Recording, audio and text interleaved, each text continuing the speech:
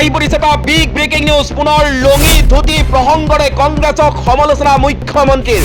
ৰংজলীত দ্বিতীয় পৰ্যায়ৰ নিৰ্বাচনী প্ৰচাৰ সভা চলাই কি ক'লে হিমন্ত বিশ্ব শৰ্মাই।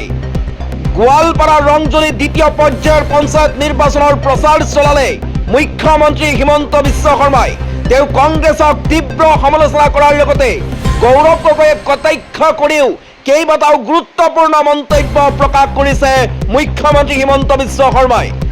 ধুতি লঙি প্ৰসংগ উত্থাপন কৰি কংগ্ৰেছক সমালোচনাৰে গোৱালপাৰাৰ ৰংজলীত দ্বিতীয় পৰ্যায়ৰ পঞ্চায়ত নিৰ্বাচনৰ প্ৰচাৰ চলালে মুখ্যমন্ত্ৰী হিমন্ত বিশ্ব শৰ্মাই। তেওঁ কয় যে কংগ্ৰেছৰ আঁচনি আছিল কেৱল লঙি ধুতি আঁঠুৱা কম্বল আৰু সূতাৰ আঁচনি। ইয়াৰ লগতে গৌৰৱ গগৈক কটাক্ষ কৰিও কেইবাটাও গুৰুত্বপূৰ্ণ মন্তব্য প্ৰকাশ কৰে মুখ্যমন্ত্ৰী হিমন্ত বিশ্ব শৰ্মাই। উল্লেখ্য যে বুধবাৰে অন্ত পৰিল ৰাজ্যৰ পঞ্চায়ত নিৰ্বাচনৰ প্ৰথম পৰ্যায়ৰ প্ৰচাৰ।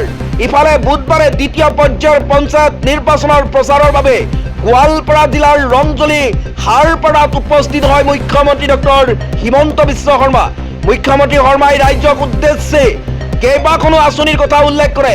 নিৰ্বাচনী প্ৰচাৰ সভাত অংশগ্ৰহণ কৰি তেওঁ কয় যে গোৱালপাৰা জিলাৰ 4টা সমষ্টিত 4,000 পৰিয়ালক নতুনকৈ অতিৰিক্তভাৱে অৰুণোদয় আঁচনি প্ৰদান কৰা হ'ব।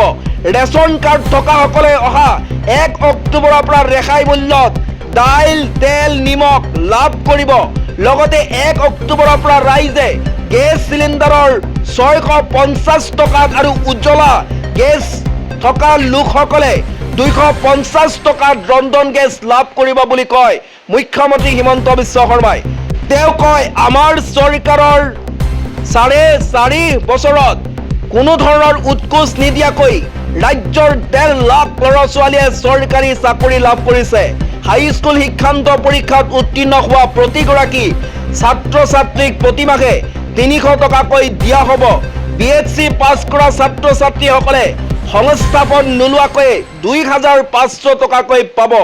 ইফালে মুখ্যমন্ত্ৰী হিমন্ত বিশ্ব শৰ্মাই কংগ্ৰেছক তীব্ৰ সমালোচনা কৰি কয় যে সংখ্যালঘু লোকসকলে বুজা উচিত যে বিজেপিৰ চৰকাৰৰ দিনত বিগত 9 বছৰত কোনো ধৰণৰ সাম্প্ৰদায়িক সংঘাত হোৱা নাই, কিন্তু কংগ্ৰেছৰ 15 বছৰ কাৰ্যকালত কিমানবাৰ সাম্প্ৰদায়িক সংঘৰ্ষ হৈছিল। লগতে আৰু তেওঁ কৈছে কংগ্ৰেছৰ আঁচনি আছিল কেৱল লুঙি ধুতি আঁঠুৱা কম্বল আৰু সূতাৰ আঁচনি।